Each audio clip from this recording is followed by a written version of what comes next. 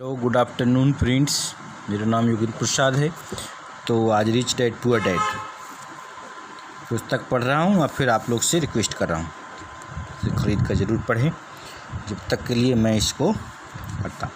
तो कहता है $7,000 में कॉलेज की शिक्षा। कहता है कि अब यह जब पुस्तक ख़त्म हो रही है और छपने जा रही है तो इन्होंने बताया कि आपके साथ आपका एक अंतिम विचार बांटने जा रहे हैं।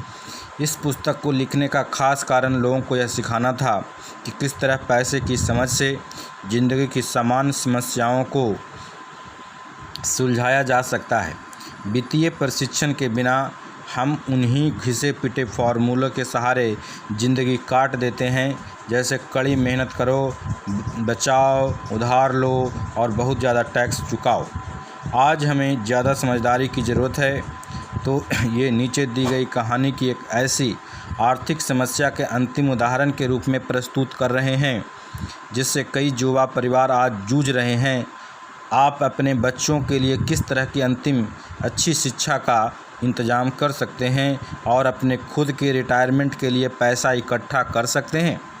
इसी लक्ष्य की प्राप्ति के लिए कड़ी मेहनत के बजाय वित्तीय बुद्धि का प्रयोग किस तरह किया जा सकता है, यह इसी का उदाहरण है।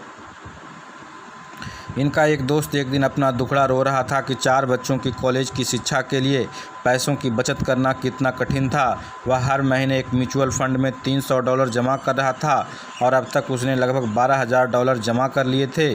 उसे अपने बच्चों को कॉलेज भेजने के लिए $4 लाख की ज़रूरत थी। उसके पास इसे जमा करने के लिए 12 साल थे, क्योंकि उसका सबसे बड़ा बच्चा तब 6 साल का था।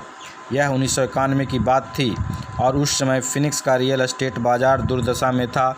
लोग बाग अपना घर बेचने में लगे थे और इन्होंने अपने सहपाठी को सुझाया कि उसके पास म्यूचुअल फंड में जो पैसा जमा है उसके कुछ हिस्से से वह एक घर खरीद ले।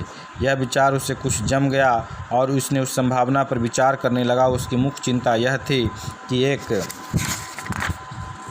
एक और घर खरीदने के लिए उसके बैंक में क्रेडिट नहीं था और उसके पास इतना नकद नहीं था।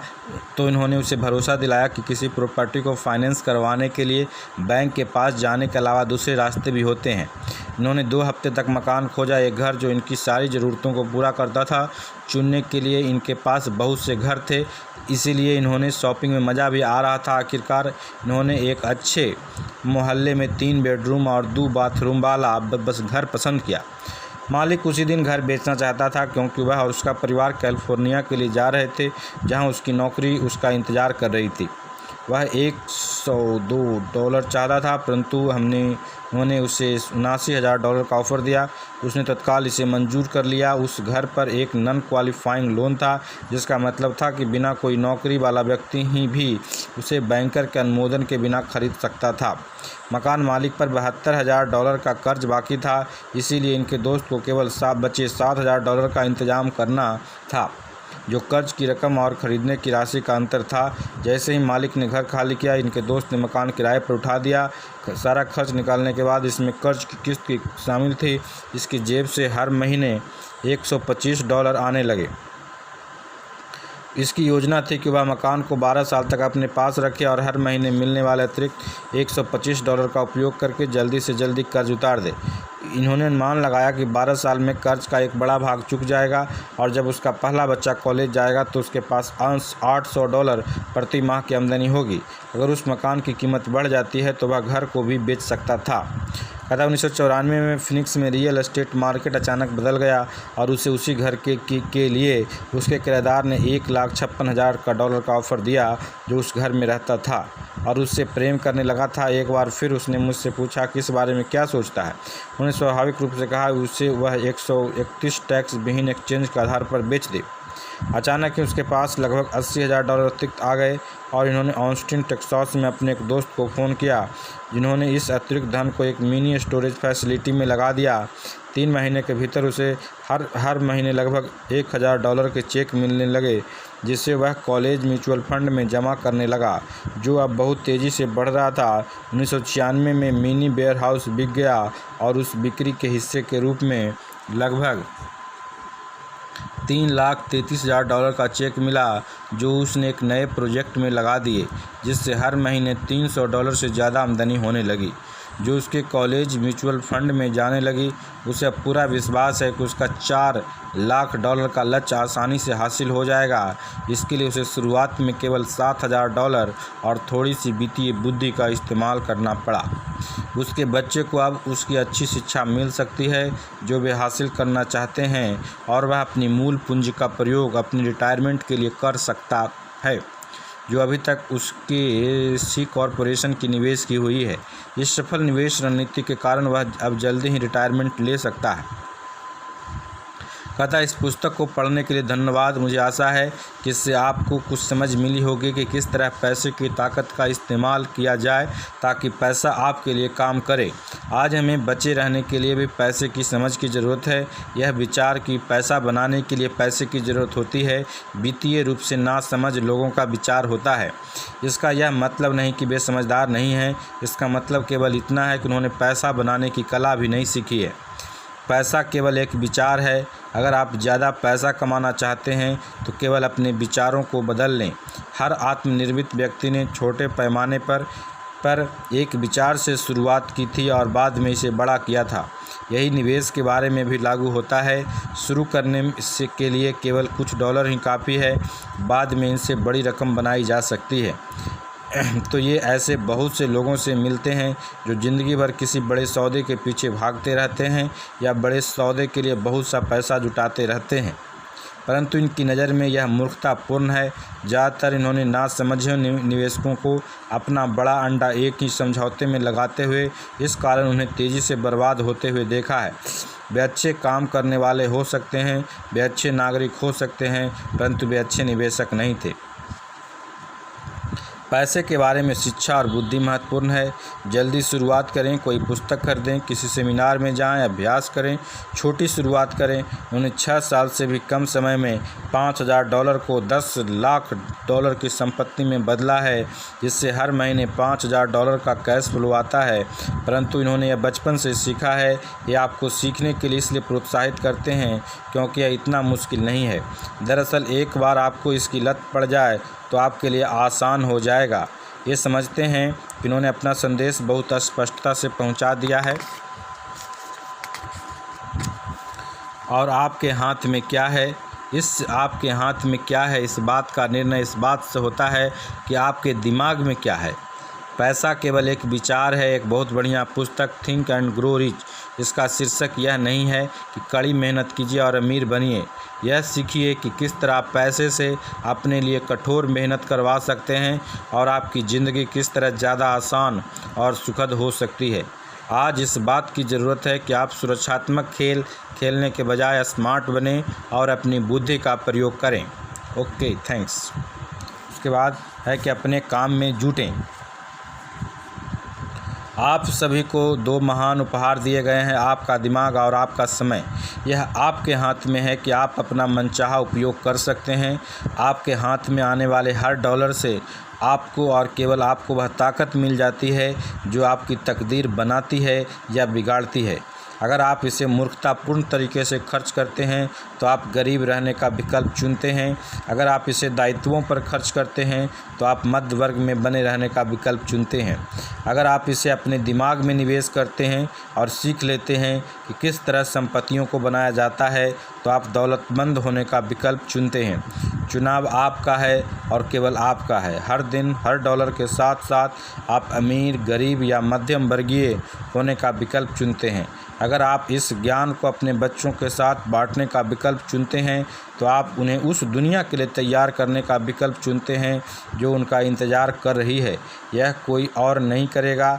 आप और आपके बच्चों का भविष्य उस चुनाव पर निर्भर करता है जो आप आज करते हैं, आने वाले कल में नहीं। तो हम ऐसी कामना करते हैं कि आपके पास बहुत सी दौलत हो, आप ज़िंदगी के नाम का महान उपहार से बहुत सा सुख भोगें। Robert Kiyosaki, शेरॉन लेफ्टर। तो कहता है रॉबर्ट कियोसाकी का एजुमर्शियल, एक एजुकेशनल कमर्शियल। तो 3 तरह की आय। तो अकाउंटिंग की दुनिया में 3 अलग अलग प्रकार की आय होती है: अर्जित आय, निष्क्रिय आय और पोर्टफोलियो आय।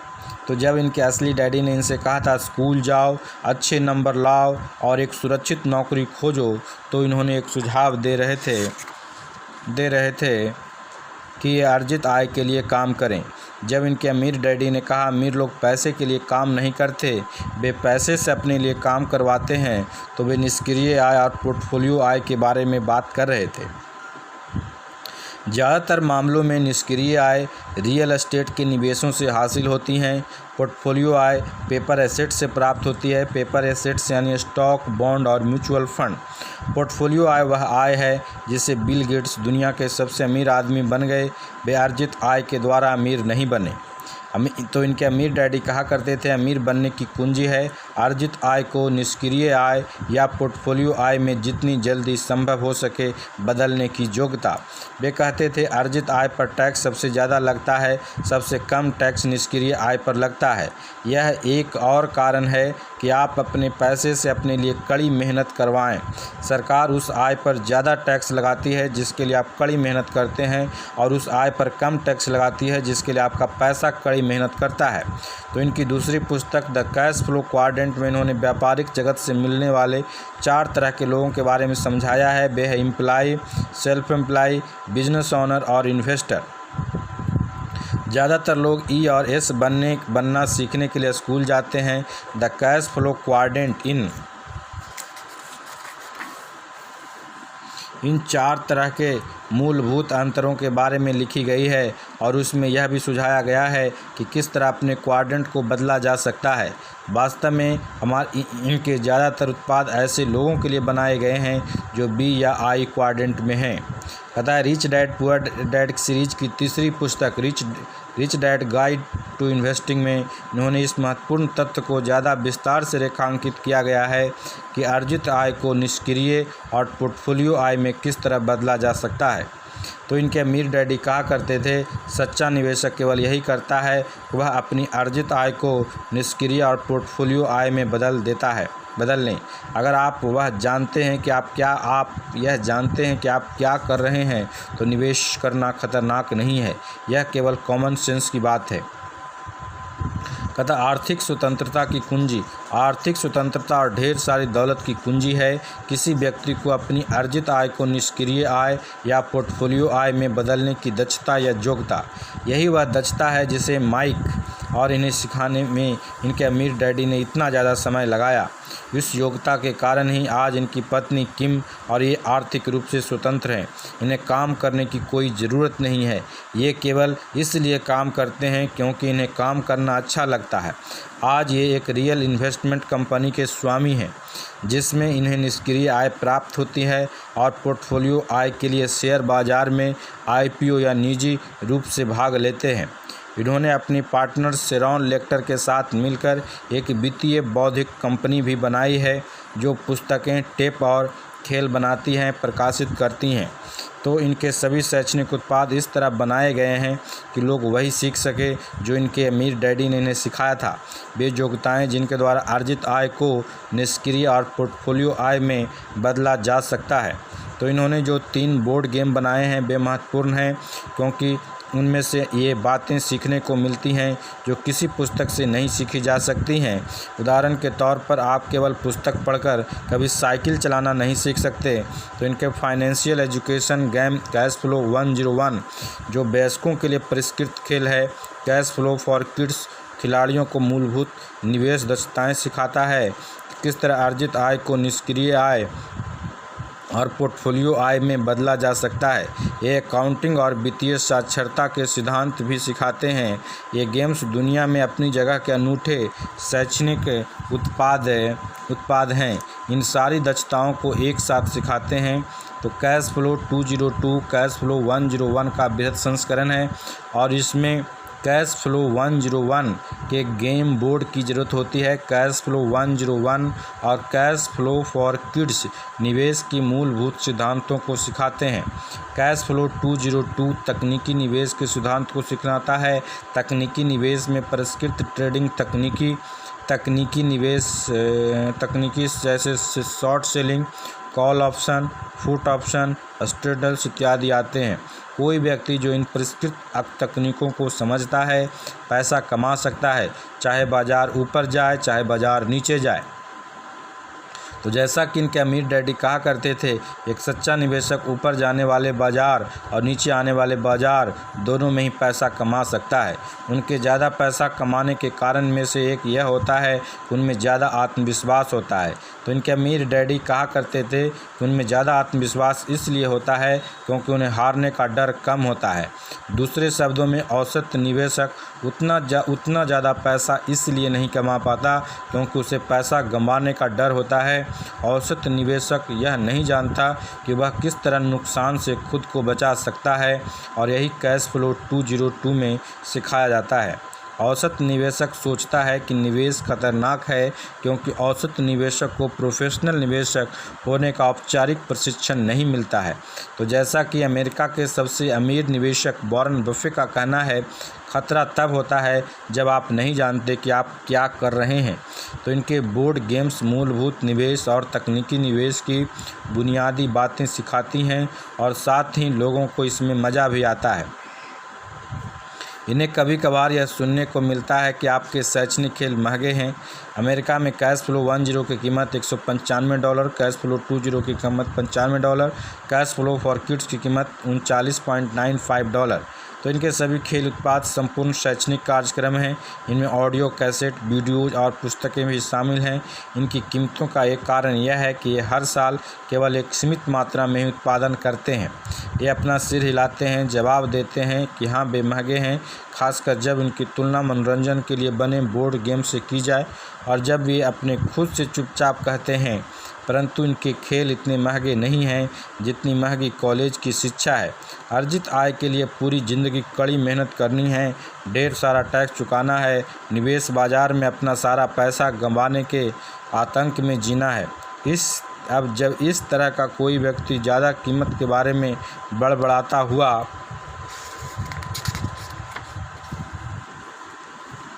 जाता है तो अपने अमीर डैडी की आवाज़ सुन सकता है। अगर आप अमीर बनना चाहते हैं तो आपको पता होना चाहिए कि आप किस तरह आय के लिए कड़ी मेहनत कर रहे हैं।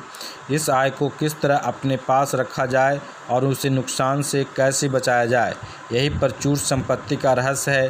तो इनके अमीर डैडी हमेशा कहा करते थे, अगर आप 3 तरह के आय के बीच के अंतर को नहीं जानते तो आप बेदक्षताएँ नहीं सीखते जिनसे आप इन्हें प्राप्त और सुरक्षित कर सकते हैं। तो आप शायद ज़िंदगी भर अपनी ज़्यादा मेहनत से कम आय प्राप्त कर पाएंगे। इनके गरीब डैडी सोचते थे कि आपको सफल होने के लिए केवल एक अच्छी शिक्षा और एक अच्छी नौकरी और सालों की कड़ी मेहनत की ज़रूरत होती है। तो इनके अमीर डैडी का विचार था कि अच्छी शिक्षा महत्वपूर्ण है, परंतु इसके लिए एक महत्वपूर्ण था माइक और ये इन 3 प्रकार के आयों के बीच के अंतर के बारे में जाने, और यह भी एक किस तरह के आय के लिए कड़ी मेहनत कर रहे हैं। इनके लिए यह मूलभूत वित्तीय शिक्षा थी। 3 आयों में अंतरों को जानना और भिन्न भिन्न आय प्राप्त करने की निवेश की दक्षताओं को सीखना हर उस व्यक्ति के लिए मूलभूत शिक्षा है जो अमीर बनना चाहता है और वित्तीय स्वतंत्रता हासिल करना चाहता है। एक खास किस्म की स्वतंत्रता जो केवल कुछ ही लोग हासिल कर पाए। जैसा कि अमीर डैडी सबक 1 में कहते हैं, अमीर लोग पैसे के लिए काम नहीं करते, वे पैसे से अपने लिए कड़ी मेहनत करवाते हैं। तो इनके अमीर डैडी कहते थे, अर्जित आय वह धन है जिसके लिए आप मेहनत करते हैं, जबकि निष्क्रिय और पोर्टफोलियो आय वह धन है जिसके लिए आपका पैसा मेहनत करता है।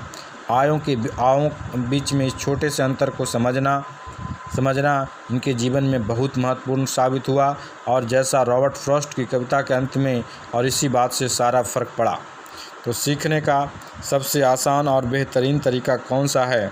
तो कहते हैं कि 1994 में वित्तीय रूप से स्वतंत्र होने के बाद दूसरों को अमीर डैडी की नसीहत सिखाने के तरीके के बारे में सोच रहे थे। आप पढ़ने से इतना ही सीख सकते हैं, आप पुस्तक को पढ़कर साइकिल चलाना तो नहीं सीख सकते। इन्हें अचानक समझ में आया कि अमीर डैडी ने इन्हें बार बार दोहराकर इन्हें सिखाया था, इसलिए शैक्षणिक बोर्ड गेम्स को बनाना शुरू किया। इनके विचार से जटिल विषयों को सीखने के लिए सबसे आसान और बेहतरीन तरीके हैं। अगर आप यह सीखने के लिए तैयार हैं कि किस तरह ज़्यादा निष्क्रिय और पोर्टफोलियो आय हासिल की जा सकती है, तो आपके लिए कैश फ्लो का खेल पहला महत्वपूर्ण कदम साबित हो सकता है। अगर आप अपनी वित्तीय शिक्षा को सुधारने के लिए तैयार हैं तो इनके खेल उत्पाद पर रखने के लिए 90 दिनों की रिस्क फ्री कोशिश कर सकते हैं, और ये आपसे सिर्फ यही अपेक्षा रखते हैं कि आप खेल खरीदने के बाद इन 90 दिनों में अपने दोस्तों के साथ कम से कम इसे 6 बार पूरा खेलें। अगर आपको लगता है कि आपने कुछ भी नहीं सीखा या खेल ज़्यादा मुश्किल है, तो आप इस खेल को अच्छी हालत में लौटा दें, जिससे आपका पैसा वापस लौटाने में खुशी होगी। नियमों और रणनीतियों को समझने के लिए आपको खेलों को कम से कम 2 बार खेलने की ज़रूरत होगी। दूसरी बार के लिए खेल आपके लिए आसान हो जाएगा और आपको इसमें मज़ा आने लगेगा। आपका ज्ञान तेज़ी से बढ़ने लगेगा। अगर आप एक कैश फ्लो गेम खरीदते हैं और इसे नहीं खेलते हैं तो यह आपके लिए बहुत महंगा खेल साबित होगा। अगर आप इसे कम से कम 6 बार खेलते हैं तो ये समझते हैं कि आपके लिए हर खेल एक अनमोल खेल साबित होगा। तो ये सब बताया। तो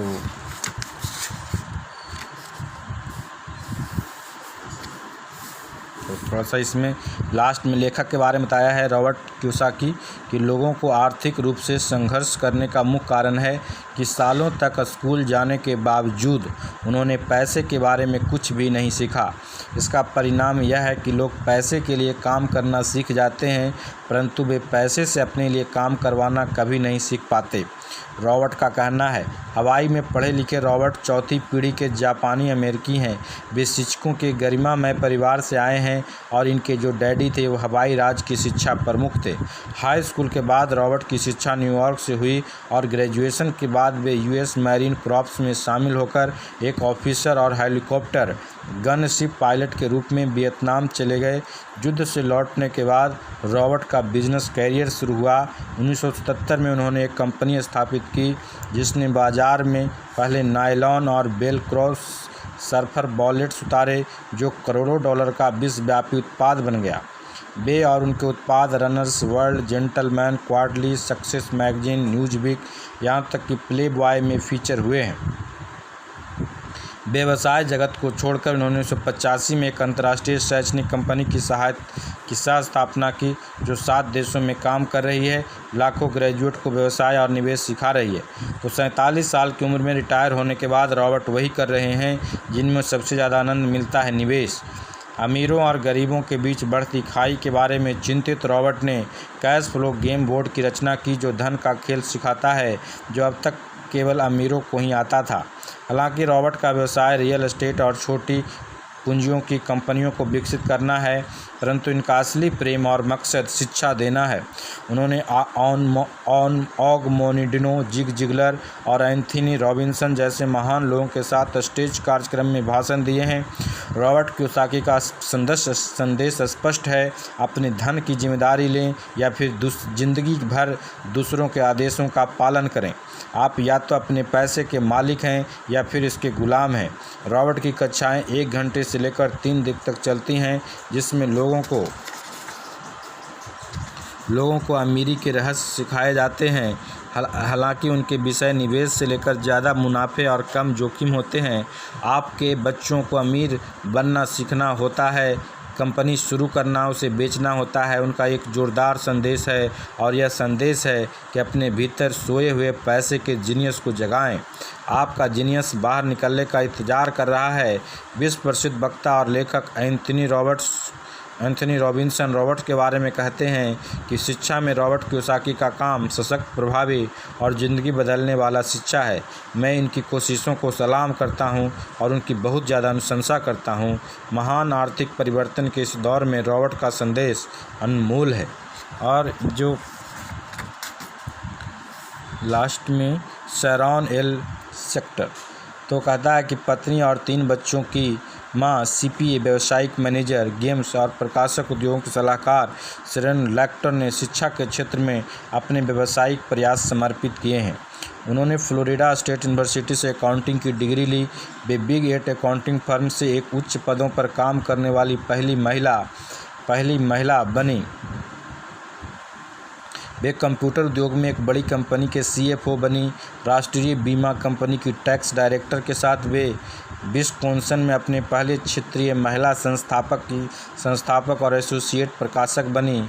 इनके साथ ही उन्होंने CPA के रूप में अपना व्यावसायिक अस्तित्व को बनाए रखा और जब उन्होंने अपने 3 बच्चों को बड़े होते देखा तो उनका ध्यान तत्काल शिक्षा की ओर मुड़ा। उन्हें पढ़ने के लिए प्रेरित करना बड़ी मुश्किल का काम था, इसके बजाय टीवी देखना चाहते थे। इसीलिए उन्होंने पहली इलेक्ट्रॉनिक बोलने वाली पुस्तक आविष्कार के साथ गठबंधन किया और इलेक्ट्रॉनिक पुस्तक उद्योग को वर्तमान के करोड़ों डॉलर के साथ अंतर्राष्ट्रीय बाजार तक फैलाने में सहयोग दिया। वे बच्चों की ज़िंदगी में पुस्तकों को लौटाने के लिए नई तकनीकों को विकसित करने में अग्रणी भूमिका निभाती रही हैं। बच्चों के बड़े होने के साथ उनके शिक्षा में पूर्ण रूप से रुचि लेने लगी। वे गणित, कंप्यूटर पढ़ने और लिखने की शिक्षा के क्षेत्र में प्रबल कार्यकर्ता बन गई। कहता है कि हमारा वर्तमान शिक्षा तंत्र आज की दुनिया में हो रहे विश्वव्यापी और तकनीकी परिवर्तनों के साथ बदल नहीं पाया है।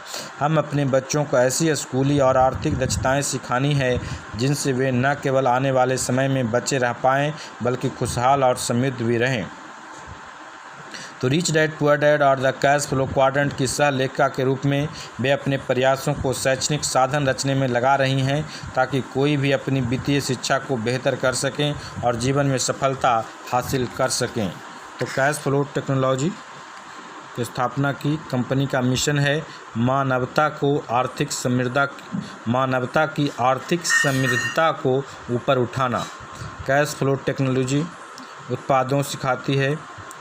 तो ये बोर्ड गेम ये उत्पाद है, इन लोगों के लिए कई उत्पाद विकसित किए जा रहे हैं। वित्तीय स्वतंत्रता की राह पर चलने के लिए मार्गदर्शक की तलाश कर रहे हैं। ठीक है, तो ये तरह का ये पुस्तक है। तो कहता है कि रॉबर्ट कियोसाकी लोगों को करोड़पति बनना सिखाते हैं, इसीलिए लोग उन्हें करोड़पति प्रोफेसर कहते हैं। लोग पैसे की समस्या से इसलिए जूझते हैं क्योंकि वे सालों तक स्कूल जाने के बाद भी पैसे के बारे में कुछ नहीं सीख पाते। परिणाम होता है कि लोग पैसे के लिए काम करना तो सीख जाते हैं परंतु पैसा उनके के लिए काम करेंगे यह कभी नहीं सीख पाते। तो कहता है रिच डैड पुअर डैड यह मिथक तोड़ती है कि अमीर बनने के लिए ज़्यादा कमाना ज़रूरी है। यह साबित करता है कि आपका घर संपत्ति नहीं है। माता पिता को बताती है कि पैसे के बारे में उनके बच्चों को स्कूल में कुछ नहीं सिखाया जाता, इसीलिए उन्हें स्कूल के भरोसे नहीं बैठना चाहिए। हमेशा के लिए यह साफ साफ बताती है कि संपत्ति क्या है, दायित्व क्या है और आपको यह सिखाती है कि भविष्य की आर्थिक सफलता के लिए अपने बच्चों को क्या सिखाएं। तो इसमें बताता है कि जो व्यक्ति भविष्य में अमीर बनना चाहता है उसे अपनी शुरुआत रिच डैड पुअर डैड से करनी चाहिए। इसीलिए इस पुस्तक को खरीद कर पढ़ें, बार बार पढ़ें। Okay, thanks, bye bye.